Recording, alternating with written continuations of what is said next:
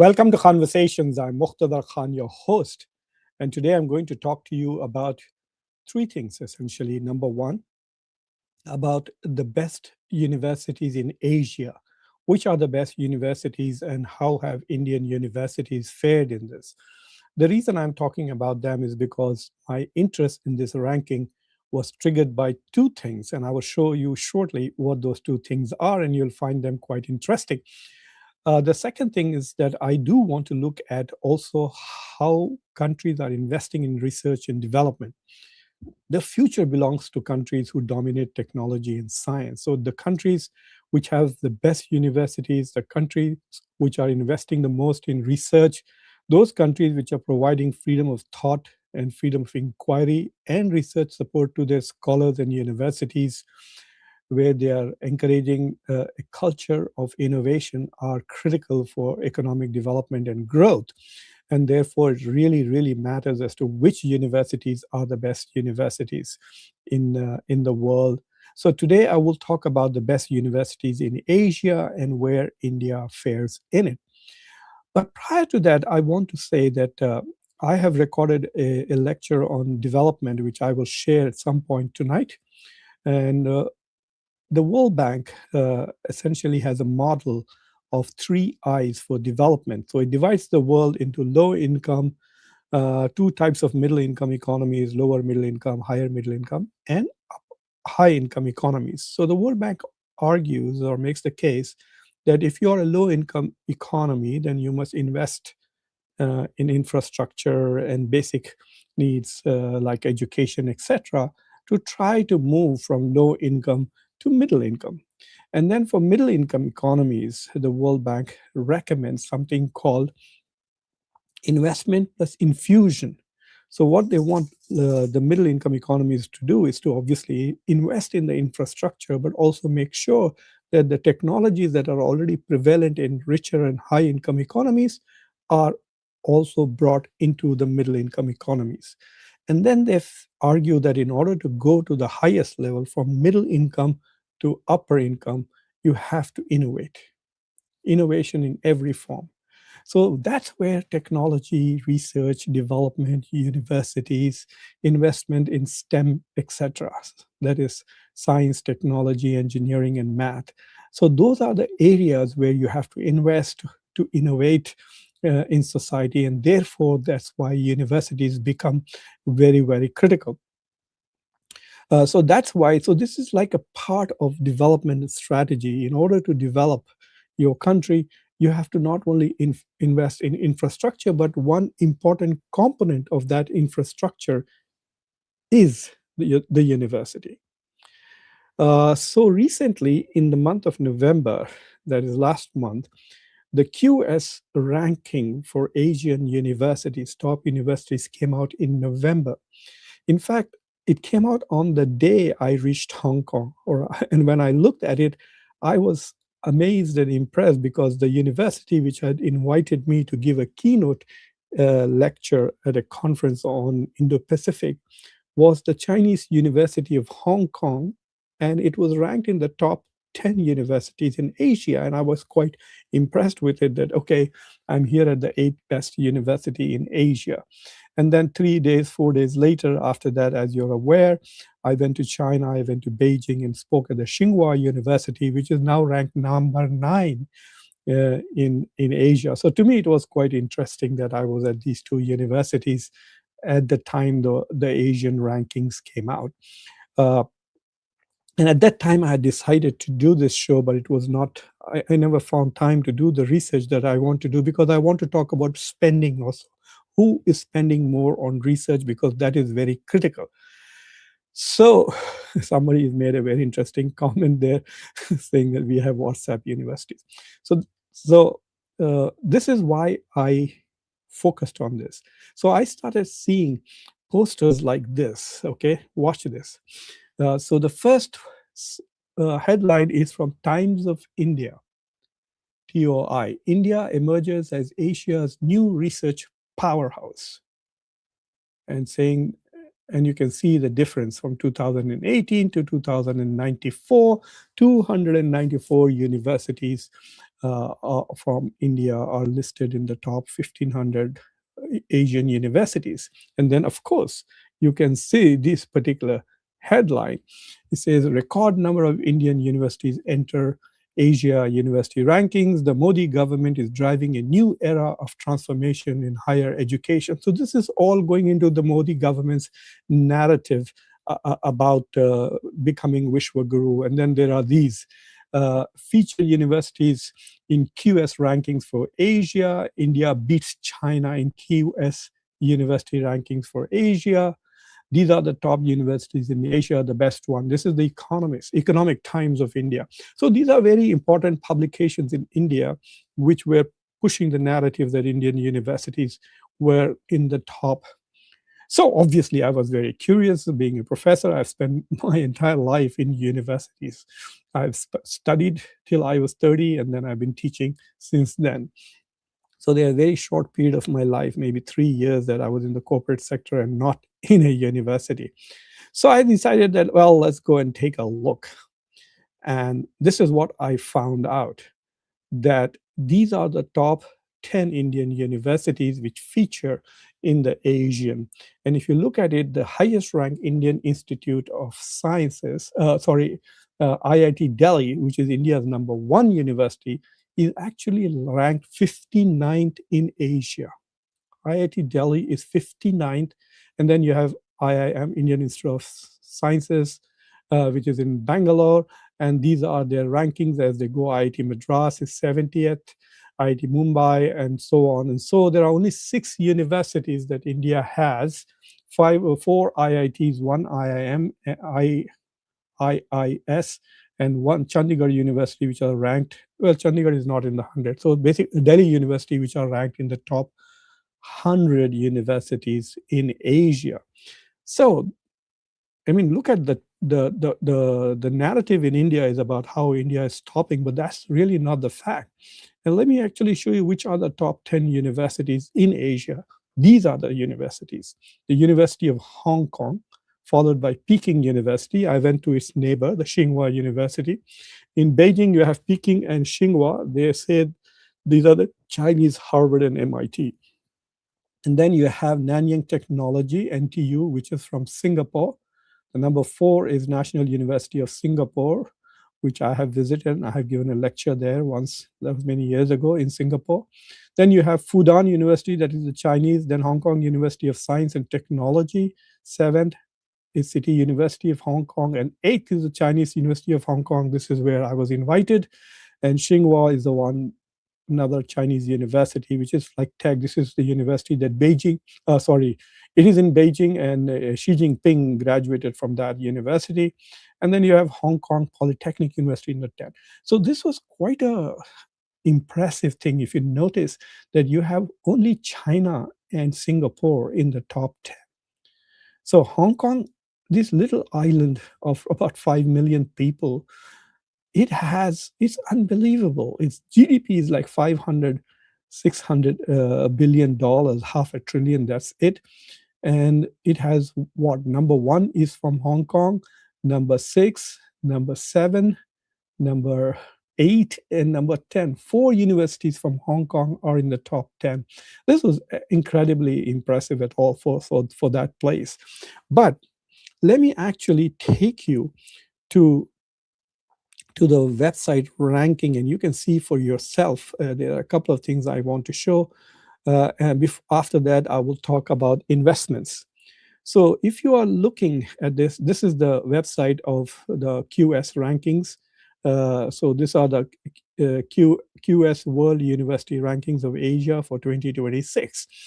And if you look at the number 1, as I said, Hong Kong University. So number 1, number 2, let's look at what is number 11 is Seoul. So now South Korea comes in at the 11th spot.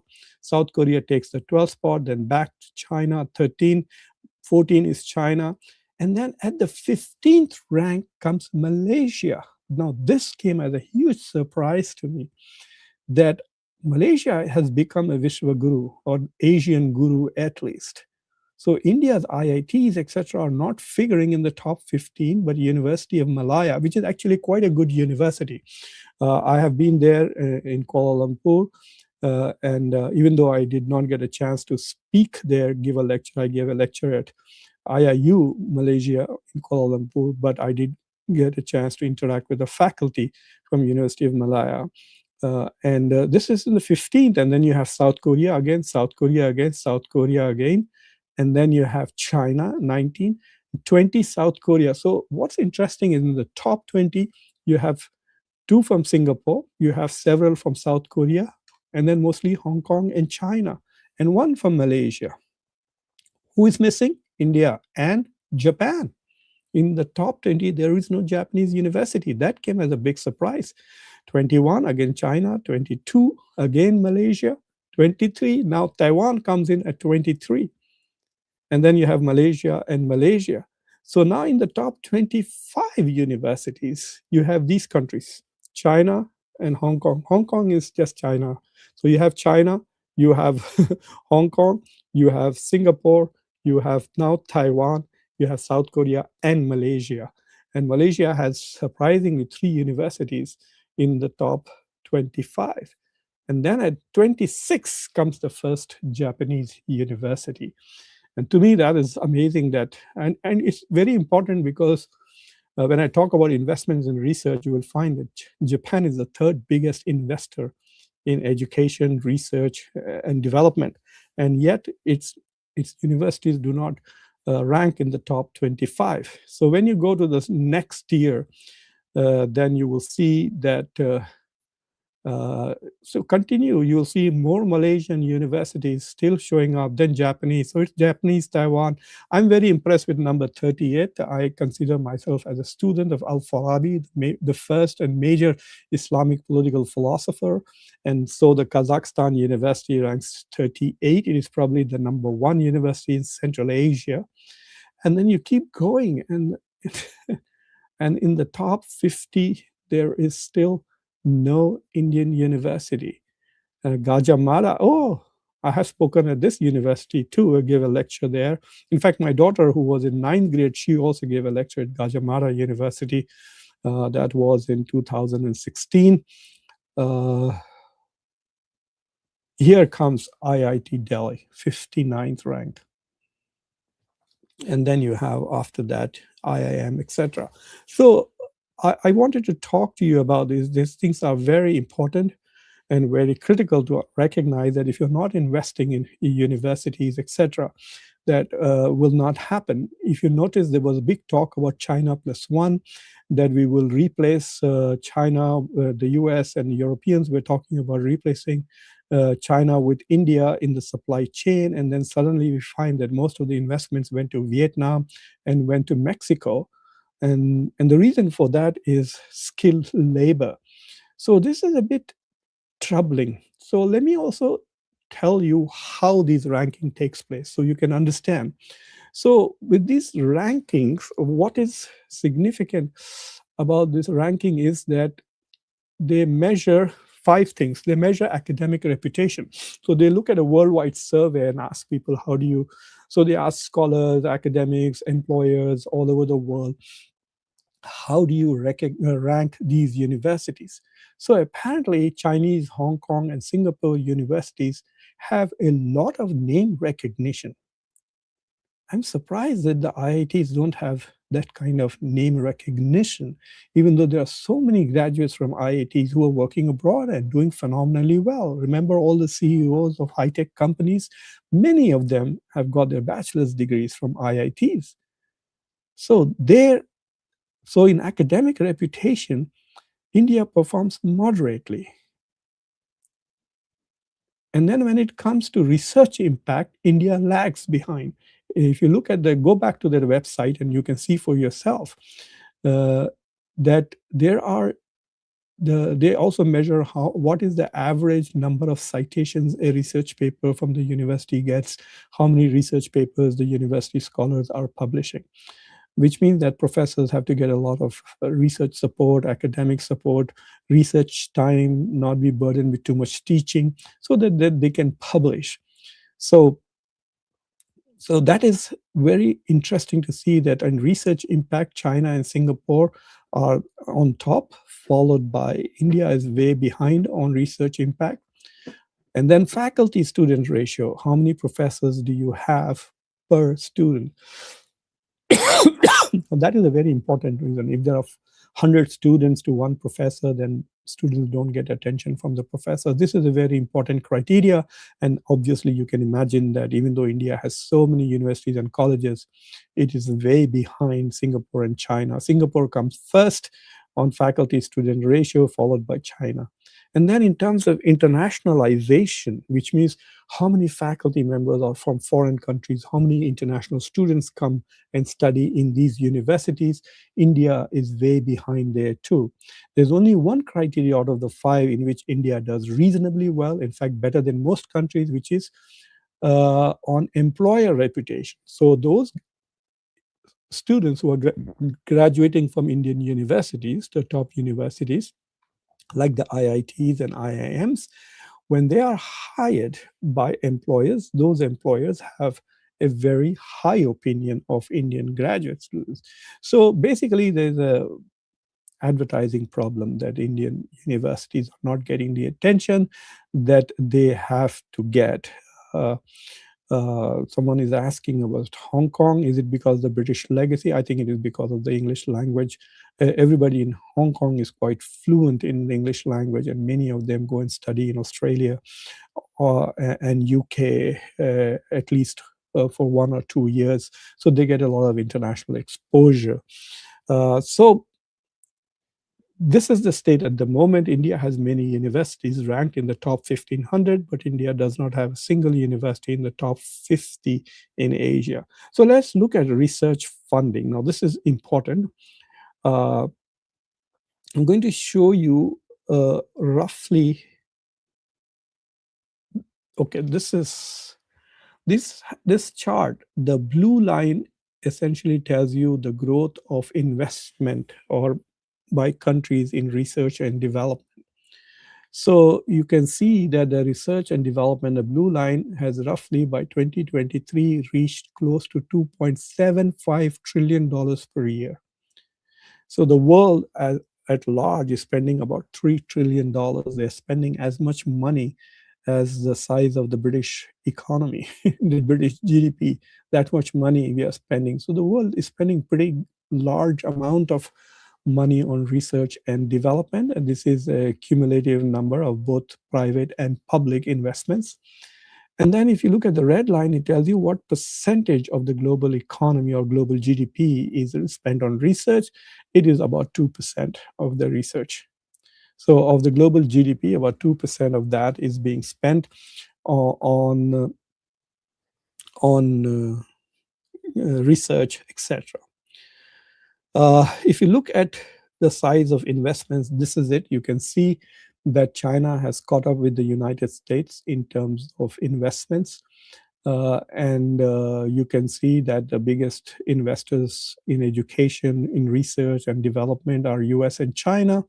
Then it is followed by the European Union, but the third biggest investor, like I said, both China and the US spend over $750 billion on research and development.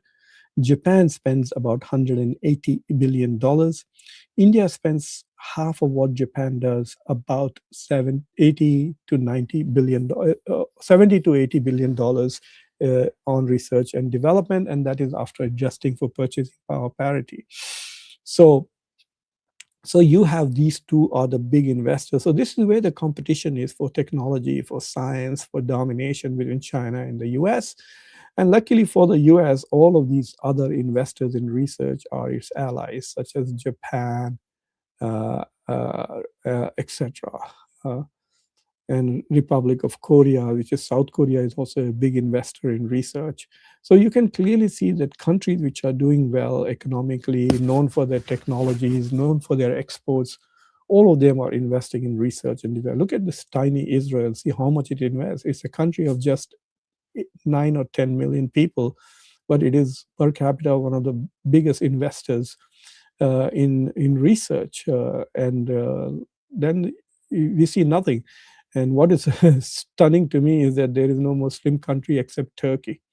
Turkey is the only Muslim country which has a significant investments in research. It is close to like more than Canada and close to Brazil, more than Israel, as much as Russia. That's what Turkey is investing. We don't see any other countries. Even the European countries, France and Germany are investing. But if you look at these other countries, they're not investing as much in research, partly because they are smaller populations and partly because they rely on Germany and the European Union for their funding. The last chart that I want to show you is this one. Now, this is a bit complicated, and I want you to look at it very carefully because on one end you see China as very high, and at the other end you see the US as very low. So you have to understand what it really means. So it doesn't mean that the US is the lowest investor in research. The US is actually slightly bigger investor in research and development than China at the moment. But what that chart really does is, I'm just pulling a bigger version of it that I can see and tell you what it is. So if you look at it, it says top gainers and losers in global R&D from in the last 23 years, or in this particular century, from 2000 to 2023. So China has gone from 4% to 26%.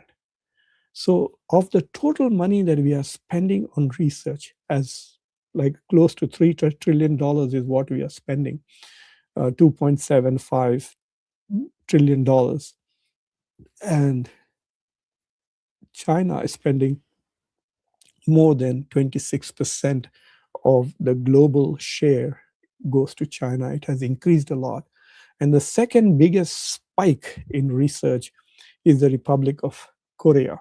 The third biggest is Turkey, and the fourth biggest is India. Then Egypt, Thailand, Poland, Indonesia, Saudi Arabia, Israel.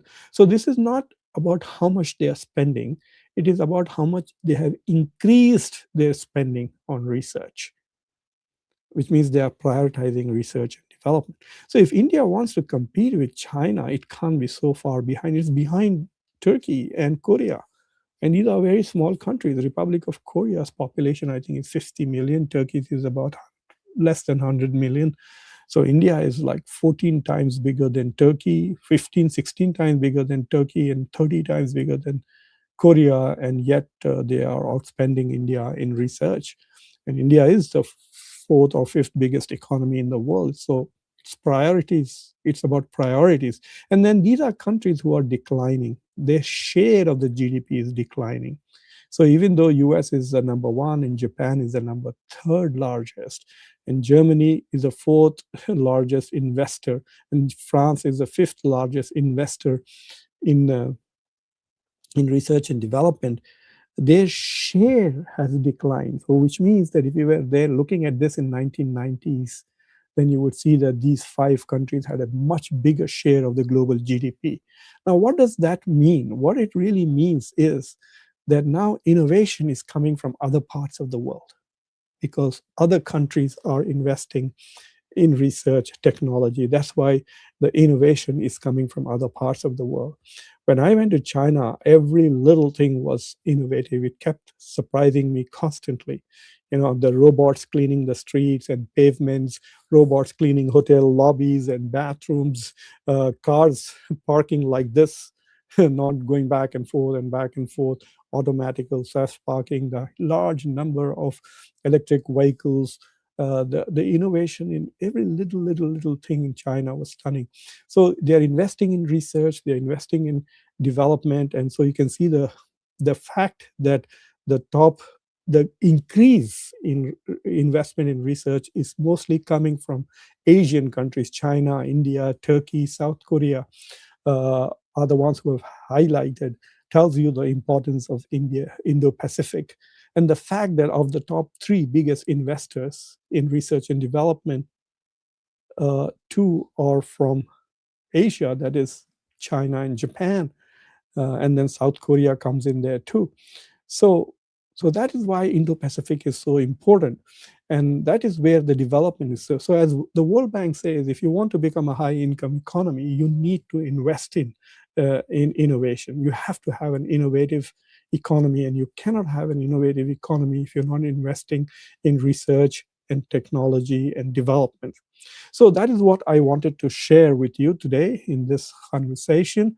And uh, so I've gone live with a video which is supposed to be number 2 video. I'm teaching a short class in the month of January on politics of developing nations. So this will be the second video that my students are going to watch as supplementary to their readings and lectures. But the first one is on what is development and what are the politics of developing nations. I will load it sometime tonight if I do get time, because the class doesn't start till January. So do watch that show too, and then you will fully understand what I mean by the World Bank's model of 3 I's. If you're very poor, invest in infrastructure.